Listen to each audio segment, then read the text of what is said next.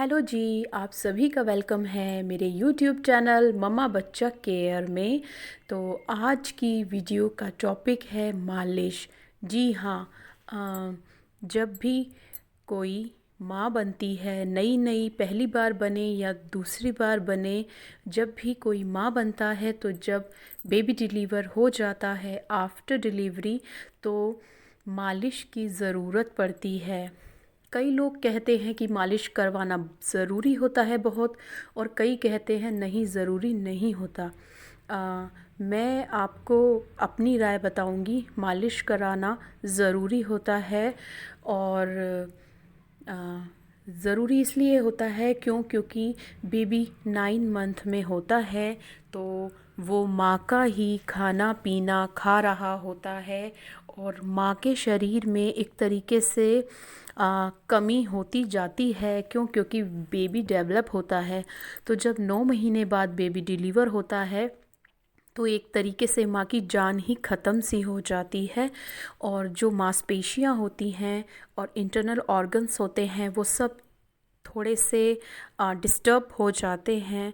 फिर उनको दोबारा से बैलेंस में लाने के लिए मालिश बहुत ही बड़ा, मतलब कहते हैं ना, बहुत ही एक तरीके से बहुत ज़रूरी हो जाती है। मालिश का बहुत रोल है। उससे क्या होता है, जो माँ की मांसपेशियाँ हैं जो दबाव से, खिंचाव से आ, कड़ी हो जाती हैं, उनको दोबारा से सही लचीला बनाने के लिए मालिश का एक बहुत ही महत्वपूर्ण इसमें रोल है। और मालिश के बहुत फ़ायदे हैं। शारीरिक रूप से तो मालिश के फ़ायदे हैं ही हैं, और मानसिक रूप से भी मालिश के बहुत फ़ायदे हैं। करवाने के बाद स्ट्रेस कम होता है, थकान दूर होती है, और शरीर में मजबूती आनी शुरू होती है। तो ये, मतलब सभी लोग जानते हैं कि मालिश करवाना बहुत ज़रूरी होता है जब बेबी डिलीवर हो जाता है उसके बाद। तो मैं आपको बताऊंगी कि मालिश किस टाइम पर करवानी शुरू करनी चाहिए। अगर आपकी नॉर्मल डिलीवरी हुई है तो आपको ये 5 से 7 दिन के अंदर शुरू कर देनी चाहिए, और अगर आपका सी सेक्शन हुआ है तो डॉक्टर्स 1 से 1.5 महीने से पहले मना करते हैं, और करवाना भी नहीं चाहिए। मैं आपको नॉर्मल डिलीवरी के लिए बताऊंगी, 5 से 7 दिन के अंदर शुरू कर देनी चाहिए। और 40 दिन तक मेन पीरियड होता है, क्योंकि 40 दिन माँ और बच्चा की रिकवरी के लिए होता ही होता है।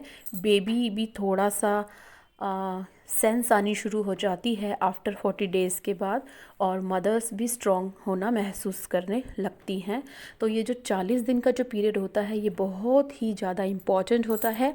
और आप चाहें तो 2 महीने भी करा सकते हैं, 1.5 महीने भी करा सकते हैं, बस 40 दिन कराना ही कराना चाहिए। और अब बात आती है कि मालिश किस तेल से करानी चाहिए।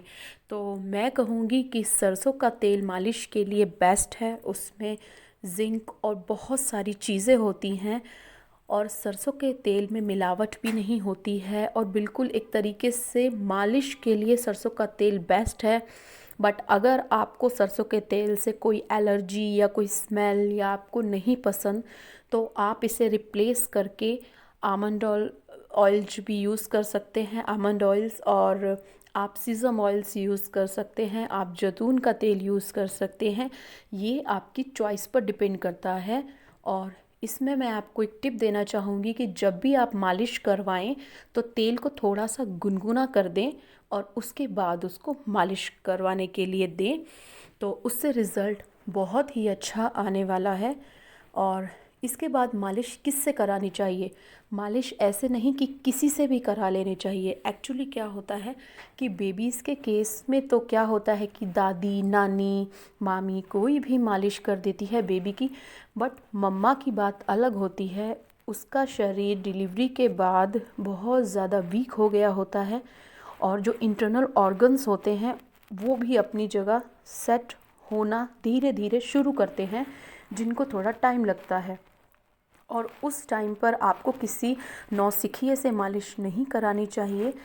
इसके लिए क्या होते हैं, दाई होती हैं, मालिश वाली अलग से होती हैं जो आपको कुछ चार्ज करती हैं और वो आपके घर आ कर के डेली मालिश कर जाती हैं और वो प्रोफेशनल होती हैं। उनको ये पता होता है कि कहाँ से पॉइंट दबाना है, कहाँ से मालिश करनी है, कहाँ नरम हाथ रखना है, कहाँ थोड़ा सख्त करना है। तो मेरी ये राय है कि मालिश हमेशा प्रोफेशनल से ही कराएं। ऐसा नहीं कि आप किसी से भी मालिश करा लें। और फिर उसके बाद आता है मालिश किस टाइम करानी चाहिए। कोशिश करनी चाहिए कि जब आपका बेबी स्लीप कर रहा हो उस टाइम पर मालिश करानी चाहिए।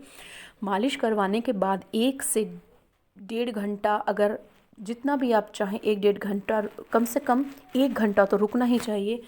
1 से 1.5 घंटा रुकने के बाद गुनगुने पानी से या हल्के से तेज़ गर्म पानी से नहाना चाहिए। क्योंकि हॉट वाटर भी एक थेरेपी की तरह यूज़ होता है आफ्टर डिलीवरी।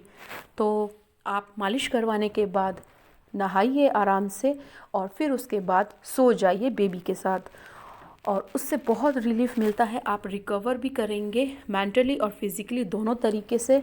और ऐसा भी हो सकता है कि आपको अगर नहीं भी नहाना तो एक दिन छोड़ के भी एक दिन नहा सकते हैं। और मालिश एक बहुत ही ज़्यादा, मतलब इसको स्ट्रिक्टली लेना चाहिए। मतलब इसको थोड़ा सा ये लेना चाहिए कि हाँ, मालिश करानी ही करानी है। क्योंकि अगर आप नहीं कराएंगे तो अभी तो आपको दिक्कत नहीं होगी, बट जब आपको काफ़ी टाइम हो जाएगा तो आपको शरीर में कमज़ोरी, थकान बहुत महसूस होगी। जो मालिश करा कर जो माँ होती है आफ्टर डिलीवरी, उसमें और जो नहीं कराती है उसमें ज़मीन आसमान का फ़र्क होता है हेल्थ में। तो आज मैंने बहुत सारी जानकारी आपको मालिश के लिए दी, और अगर कोई जानकारी मुझसे रह गई है और आप वो मुझसे पूछना चाहते हैं तो कमेंट सेक्शन में ज़रूर पूछ लें। मेरे वीडियो को लाइक कीजिए, मेरे चैनल को सब्सक्राइब कीजिए, कमेंट सेक्शन में बताइए वीडियो कैसा लगा। और अच्छी अच्छी वीडियोस इस चैनल पर आती रहेंगी। और आप भी बताइए कि आप किस टॉपिक पर और वीडियो चाहते हैं। मैं कोशिश करूँगी अच्छी से अच्छी वीडियो आपको देने के लिए। तो मम्मा बच्चा हमेशा हेल्दी रहें। आज की वीडियो का मेरा यही टॉपिक था। Thank you.